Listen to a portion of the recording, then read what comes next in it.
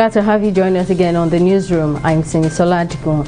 The Senate has rejected the provision of 16 billion naira provided in the Ministry of Environment budget for payment of debt with a maturity deadline in 2023. Chairman of the Senate Committee on Environment, Ike Ekweremadu, who raised the objection against the provision before the Senate Committee on Appropriation, explained that there were some discrepancies and such provisions had appeared in previous year's budget. Ekweremadu added that all 21 state beneficiaries of the loan must make provisions to begin repayment or wait until 2023 for provisions by the federal government. The Attorney General of the Federation and Minister of Justice, Abubakar Malami, has ordered the Economic and Financial Crimes Commission, EFCC, to remit the money laundering case file involving former Minister of Aviation, Stella Odua, Federal Ministry of Justice for review. Malami's directive follows a petition alleging that the anti-graft agency was being used to prosecute the former minister.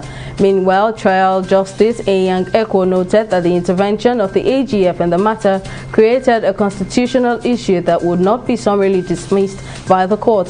He therefore ordered all the parties to address the court on whether it should proceed to take the plea of the defendants in view of the new development. The Nigerian Communications Commission says it will enforce the use of a special numbering service assigned to telecom operators in order to ensure sustainability, profitability, and fair competition in the segment. Director of Policy, Competition and Economic Analysis at the NCC, Yetunde Akinloye, disclosed this at a forum on Tuesday. Akinloye stated that the NCC has also received complaints from licensees regarding the perceived high rates and charges by mobile network operators, having observed that the uptake of the numbers has been abysmally low, contrary to the NCC's expectation as the sectoral regulator. The National Agency for Food Drugs Administration and Control, NAFDAC, yesterday said it had met the World Health Organization requirement for vaccine production. The Director General of NAFDAC, Moji Adeyeye, disclosed this in Abuja at the ministerial briefing on COVID-19 updates. Adeyeye noted that NAFDAC had met WHO's global benchmarking and all 868 recommendations by the World Health Body to be at prematurity level 3.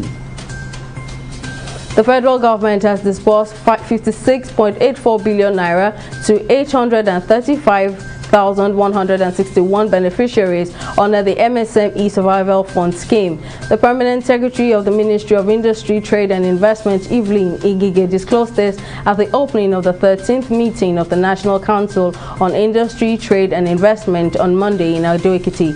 She noted the scheme was targeted at strengthening ordinary Nigerians and reducing the poverty index to the nearest minimum. The Permanent Secretary revealed that the initiatives are all geared towards President Buhari's promise to take 100 million Nigerians out of poverty within the next 10 years. In Sudan, 12 cabinet ministers have submitted their resignation to newly reinstated Sudanese Prime Minister Abdallah Hamdok in protest against the political deal between the Prime Minister and the country's ruling military council. The resigned ministers were part of a transitional government led by Hamdok that was dissolved on October 25 by Al-Burhan, a move which sparked nationwide protests, during which at least 41 people were killed in a security crackdown.